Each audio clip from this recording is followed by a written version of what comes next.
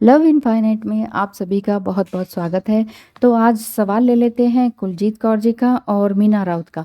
तो उन्होंने पूछा है कि थर्ड आई चक्र कैसे बैलेंस करें। देखिए, कुलजीत कौर जी का सवाल है ये। जब थर्ड आई चक्र बैलेंस हो जाता है तो आप अपने थॉट्स में क्लैरिटी महसूस करते हैं, विजन में क्लैरिटी आ जाती है। आप पहले से ज़्यादा ही बोल्ड एंड ब्यूटीफुल हो जाते हैं, इमेजिनेटिव एंड इंट्यूटिव हो जाते हैं। समझ में आने लगता है कि दूसरा क्या सोच रहा है, और भी ज़्यादा आप क्रिएटिव हो जाते हैं। ये हार्ट चक्र के बैलेंस होने का लक्षण है। आप ड्रीम्स को याद रखते हैं और डिकोड कर पाते हैं। टेलीपैथिक कनेक्शन भी आप अपने लव्ड वन से और या फिर अपने ट्विन फ्लेम से बहुत अच्छे तरीके से कर पाते हैं।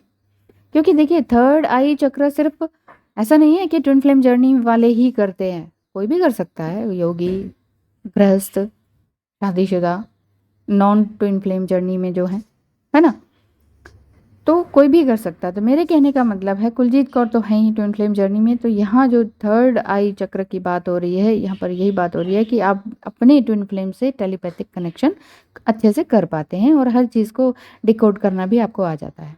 क्योंकि आप बहुत इंट्यूटिव हो जाते हैं, आप यूनिवर्स से एकदम यूनाइट हो जाते हैं, अलाइन हो जाते हैं। समझ में आने लगता है बिना कहीं पढ़े लिखे भी। तो एक और बड़ी इंपॉर्टेंट बात है कि आप डेथ से नहीं डरते हैं। थर्ड आई चक्र अगर आपका ओपन हो गया है ना, तो आपको डेथ नाम से भी डर नहीं लगेगा, क्योंकि आप ये समझ जाते हैं कि it's a merely an extension of life in a different realm. एक डिफरेंट रियल्म में एक अलग ही रियलिटी है, ये सत्य है। ये सत्य है, इससे हम भागते हैं, इसीलिए हमें डर लगता है।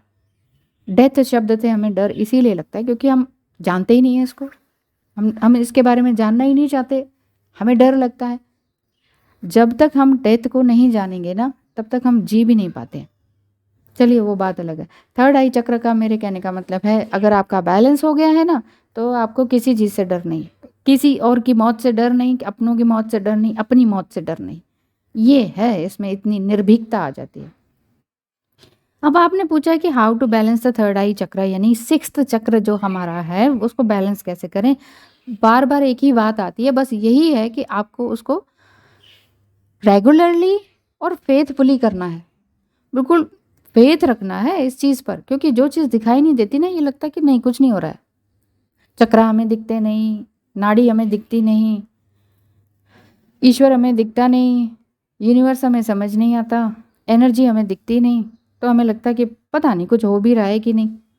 क्यों ऐसा लगता है? क्योंकि वो दिमाग कहता है पता नहीं कुछ नहीं, अरे कुछ नहीं होता है, ये ऐसी चीज़ें आने लगती हैं। तो बैलेंस करने के लिए नंबर वन वही मैं बार बार कहूँगी कि मेडिटेशन करें। कब करें, कैसे करें, कितनी देर करें, ये डिपेंड करता है आपके ऊपर। कब करें, कैसे करें। कई लोग नहीं, मेडिटेशन नहीं भी करते हैं तो भी मेडिटेटिव स्टेट में रहते हैं, ऑल द टाइम स्माइल करते रहते हैं, अपने काम करते रहते हैं, दूसरों के लिए अच्छे काम करते रहते हैं। तो मेडिटेशन आप कीजिए सनलाइट में, मून लाइट में। बिल्कुल कंसंट्रेट करें अपनी ब्रीदिंग को और बिल्कुल पेशेंट रहें। जितना ज़्यादा आप पेशेंट रहेंगे, उतना आपका मेडिटेशन अच्छा चलेगा। दिन रात शाम सुबह जो भी आप करना चाहें, जब भी करना चाहें, जितनी देर करना चाहें, जितनी देर आपका मन बुद्धि शरीर अलाउ करे, जब तक आपको अच्छा लगे। मेरे कहने का मतलब है, ज़बरदस्ती तो कुछ होता नहीं है। ज़बरदस्ती आप कहेंगे ना, नहीं नहीं नहीं, मुझे 1 ही घंटा मेडिटेशन करना है, मैम ने कहा है 30 मिनट्स करना है, मैम ने कहा है, या उस सर ने कहा है, इसने कहा है, उसने कहा है, ये ज़रूरी नहीं है। आप फिर घड़ी देखते रहेंगे, 25 मिनट्स बोला है तो इतने बजे शुरू किया, नहीं नहीं अभी तो 20 मिनट हुए, 5 मिनट और बैठते।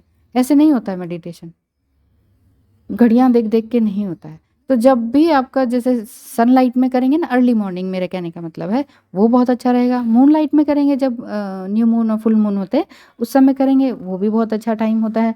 और बाकी डेली आप डेली बेसिस पे जितना जैसा टाइम लगे और जितना आपकी बॉडी अलाउ करे वैसे करें। बाध्य होके, बर्डन में आके कभी कोई भी काम ना करें, चाहे वो किसी के लिए काम करना हो, जॉब करना हो, या मेडिटेशन ही करना हो, ठीक है। दूसरी बात, थर्ड आई चक्र को बैलेंस करने के लिए अच्छी नींद लें। आर्ट थेरेपी भी ले सकते हैं, कलर थेरेपी भी ले सकते हैं, या फिर कोई भी अच्छा काम कर सकते हैं। देखिए, ये थेरेपीज़ होती हैं, आप ये कहीं हीलिंग सेंटर में जाके आपको ये सब कुछ पता चल जाएगा। मैं हीलिंग नहीं देती हूँ, लेकिन हीलिंग सेंटर्स में अगर आप जाएंगे ना तो ये बहुत बड़े बड़े कोर्स बने हुए हैं और बहुत हज़ारों लाखों तक की फ़ीस चली जाती है। अगर आप ये अफोर्ड कर सकते हैं तो आप प्रॉपर्ली करेंगे, अदरवाइज़ वीडियोस को देख के समझ जाएंगे। और दूसरा, अगर आप खुद से कर्म करना जानते हैं तो आप खुद ही करने लग जाएंगे कि चलो मेरे मेरे अंदर ये आर्ट है, मैं ये आर्ट डेली करूँगी। ये डूडलिंग है, कुछ भी तरह का ऐसा आर्ट है, बारीक आर्ट है, क्या क्या होता है वो, कलर थेरेपीज़ हैं। कलरिंग करना अच्छा लगता है, जैसे आर्ट बुक बनी हुई आती है, जस्ट उसमें आपने कलर करना है। कलर से खेलना भी आपके माइंड के लिए बहुत सुकून देता है, ये सोल के लिए बहुत ही ठंडक देता है। तो ऐसा करने से क्या होता है, अच्छी नींद भी आती है। जितना हो सके सोशल मीडिया से, फ़ोन से दूर रहें, लैपटॉप से दूर रहें। सोने से पहले 1-2 घंटे तो कम से कम उसको छोड़ दें कि नहीं नहीं, अब इतने बजे के बाद मुझे ये नहीं देखना है, ठीक है। अपने ऊपर अगर कंट्रोल नहीं होगा तो कोई और आपके अंदर घुस के कंट्रोल नहीं कर सकता है आपको, ठीक है। तीसरी बात, अरोमा थेरेपी भी आपको लेनी चाहिए। अरोमा थेरेपी, अरोमा मीन्स खुशबू, सुगंध।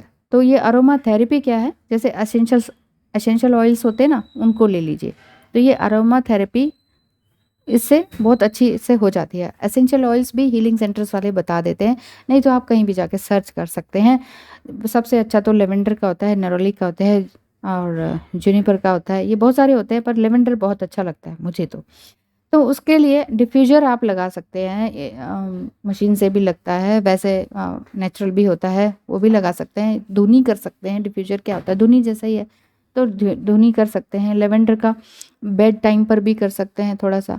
लेकिन अगर देखिए जैसा जिसकी बॉडी हो, हर कोई कहे कि धुनी करो, धुआं लगाओ। अब मान लीजिए आपको थोड़ी सी ब्रीदिंग प्रॉब्लम है, ब्रोंकाइटिस ही है, तो आप ये इस चीज़ को करेंगे तो आपके लिए खतरनाक है ना, तो ना करें। वही मैं कह रही हूँ कि कौन क्या कितने समय तक कर सके, बैठ सके, उस चीज़ को, थेरेपीज को ले सके, ग्रास्प कर सके, वो सबके अपने अपने माइंड, बॉडी एंड सोल पर डिपेंड करता है। आपकी बॉडी कितनी देर तक उस चीज़ को सह पाती है कि नहीं। तो जैसा जिसको अच्छा लगे वैसा काम करना चाहिए। एसेंशियल ऑयल का यूज़ ऐसे भी कर सकते हैं कि आप अपने बाथ टब में ऑयल की कुछ बूंदें डालकर नहा सकते हैं, या बकेट से नहाते हैं तो उसमें पानी में थोड़ा से बूंदे डालकर नहा सकते हैं, तो अच्छा लगता है। अब वैदिक संस्कृति में देखा जाए तो नीम का पानी डाल देते हैं, नींबू का पानी डाल देते हैं, गंगा जल डाल देते हैं, तो कुछ भी कर सकते हैं, जो चीज़ आपको अच्छी लगे। सब कुछ इस धरती पर ही है, धरती से मिली हुई नेचुरल चीज़ों को यूज़ करें, नेचर की तरफ देखें, नेचुरल चीज़ें आपको अपने आप मिल जाएंगी। ट्विन फ्लेम जर्नी है ही ऐसी कि आपको एक सही ह्यूमन बीइंग, एक अच्छा इंसान, अच्छा नागरिक बना के रख देती है। तो कभी भी अगर आप सेपरेशन में हैं और आपको लगता है आपका डीएम ने शादी ही कर ली है, भाग गए हैं, रनर ही हो गए हैं अच्छी तरीके से, तो ये नहीं है कि आप अपना इनर वर्क या स्पिरिचुअलिटी को छोड़ दें, उसको गालियां देते रहें, ऐसा ऐसा नहीं करें। इस स्पिरिचुअलिटी की तरफ आप बढ़ गए ना, ईश्वर ने आपको यहाँ तक लेकर आए हैं ना, आप आगे बढ़ते जाइए, रहने दीजिए उनको। उनकी अवेकनिंग जब होनी होगी तब होगी। उनको ब्लेसिंग्स दीजिए, हो गई शादी, हो गई, उनको ब्लेसिंग्स दीजिए और आगे बढ़ते रहिए। मैं कुलजीत आपके लिए नहीं कह रही हूँ, सभी के लिए कह रही हूँ। ये बहुत सारी सिचुएशन मेरे माइंड में चलती रहती है ना, जैसे आप लोग पर्सनल रीडिंग में बोलते जाते हैं ना, ये हो गया, वो हो गया, ये हो गया, तो वो उस हिसाब से मैं बता रही हूँ आपको। अच्छा, फोर्थ चीज़ क्या है थर्ड आई चक्र को बैलेंस करने के लिए? हेल्दी डाइट लें। हेल्दी डाइट में ये नहीं कि सिर्फ हेल्दी डाइट ही लेनी है, बाकी सब एकदम से छोड़ देना। स्लोली स्लोली ग्रेजुअली आपको हर चीज़ को चूज़ करना चाहिए, है ना, जो कि आपके माइंड बॉडी सोल तीनों के लिए अच्छा हो। फूड चूज़ करने में थोड़ा सा ये ध्यान रखिए कि पीनियल ग्लैंड को कंसिडर करें कि मेरे पीनियल ग्लैंड के लिए, थर्ड आई चक्र के लिए क्या बेटर रहेगा। जैसे पालक है, ब्रोकली है, आमंड्स है, ऑरेंजेस है, सेसमी सीड्स हैं, तिल जिसे कहते हैं, ये सारी चीज़ें। और हमारे इंडियन घर में तो ये सारी चीज़ें बनती ही हैं, सारी चीज़ें बनती है, बस यही तो ध्यान रखना है कब क्या कितना खाना है, किसके साथ क्या खाना चाहिए कि नहीं, ये चीज़ें हमें पता होनी चाहिए। कार्बोहाइड्रेट्स, आयरन, फैट्स, ये चीज़ें कितनी मात्रा में और कैसे लें। अब हर चीज़ को तो तोल के नहीं कर सकते हैं, लेकिन आइडिया से भी आप अपने अंदर जांच सकते हैं कि मुझे ये अभी खाना चाहिए कि नहीं, मुझे ये लैक्टोज सूट करता है कि नहीं। जो चीज़ सूट करता है वो चीज़ खाएं, समझें, और नहीं तो डाइटिशियन के पास जाएं, न्यूट्रिशनिस्ट के पास जाएं, अगर ये कर सकते हो तो।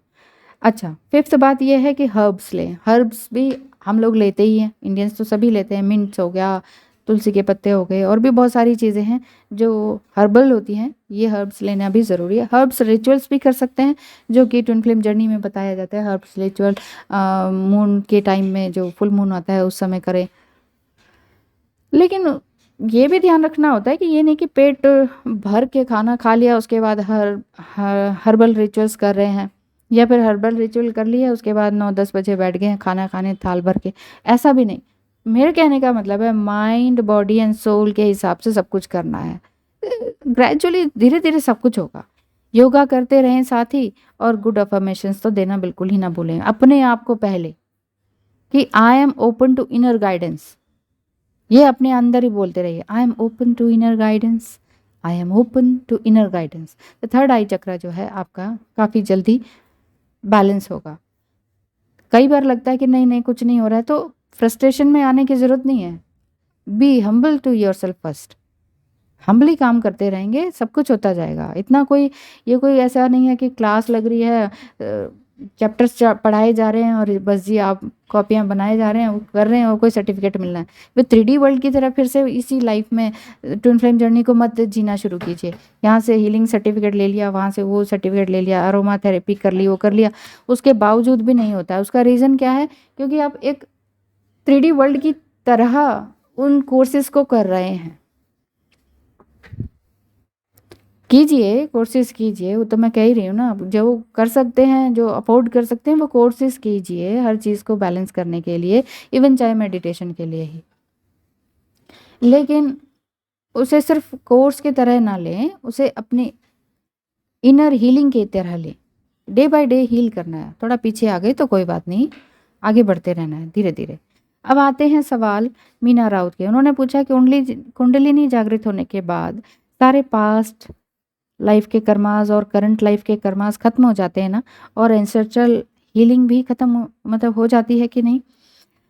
तो आंसर यही देना चाहूँगी कि काफ़ी हद तक ये सब हो जाता है। आपकी कुंडलिनी जागृत हो गई है, आप 100% श्योर हैं, तो ये सब तो होना ही है। आपके पिछले कर्मास भी हील होते हैं, एंसेस्ट्रल हीलिंग भी हो जाती है, बहुत सारा माइंड एकदम से ओपन हो जाता है। आप ओपन टू द यूनिवर्स हो जाते हैं, इनर गाइडेंस के लिए पूरी तरह से ओपन हो जाते हैं। आप स्वीकृत अवस्था में आ जाते हैं, एक्सेप्ट कर लेते हैं आप हर चीज़ को। तो फिर आप सोचते हैं कि चलो ठीक है, ये आ रहा है ठीक है, मुसीबत आ रही है इट्स ओके, प्रॉब्लम है इट्स ओके, प्रॉब्लम है तो सोल्यूशन भी है। मतलब किसी भी प्रॉब्लम को आप प्रॉब्लम की तरह नहीं देखते हैं। तो अगर ऐसा है तो फिर आपको परेशान होने की भी ज़रूरत नहीं है कि ये हो गया कि नहीं हो गया, ठीक है ना। ये सब धीरे धीरे अपने आप हो जाता है। बाकी करता है डिपेंड आपके कर्म पर, आपके वोन्स पर, क्या क्या आप कितने हद तक आपने इंटेंस हीलिंग की है, कितने हद तक आपकी कुंडलिनी जागृत हो गई है। 100% होगी तो अब तो एक योगी के समान है, फिर तो आपको कुछ पूछने और जांचने की ज़रूरत ही नहीं है। हीलिंग का कुंडलिनी अवेकनिंग से बहुत मतलब है। कुंडलिनी अवेकनिंग के बाद आपकी हीलिंग तो ऑलरेडी हो ही जाती है। कुछ हो जाती है और कुछ परसेंट हमें करनी पड़ती है, जैसे कॉर्ड कटिंग करनी पड़ती है, या फॉरगिवनेस को अपना कर आप हीलिंग कर सकते हैं। फॉरगिवनेस कैसे? पहले अपने आप को फॉरगिव करें, उसके बाद अपने डीएम को करें, उसके बाद सारी दुनिया को कर दें, है ना। और हम हमेशा शिकायत ही करते रहते हैं, कभी पॉलिटिक्स से कभी उससे। ये शिकायतें चलती रहेंगी जब तक पृथ्वी रहेगी, तब तक पॉलिटिक्स भी रहेगी, तब तक और भी चीज़ें भी रहेंगी, कार्मिक्स लोग भी रहेंगे, नार्सिसिस्ट लोग भी रहेंगे। ये नहीं होंगे तो हमें अच्छाई कहाँ से मिलेगी? बुराई नहीं होगी तो अच्छाई का पता नहीं चल पाएगा। इसलिए जो है उसको इंजॉय करें, प्रेजेंट में रहने की कोशिश करें, और अपनी जो कुंडलिनी जागृत हो अगर आपकी हो चुकी है तो बहुत ही अच्छी बात है। आगे बढ़ते रहें, ना पास्ट को देखें ना फ्यूचर को देखें, be in present. Thank you so much for watching and listening this video. Kuljeet Kaur and Meena Raut का बहुत बहुत धन्यवाद सवाल करने के लिए। इसी तरह से सवाल पूछते रहिए, जवाब देने के लिए लव इनफाइनाइट पूरी तरह से रेडी है। Thank you so much.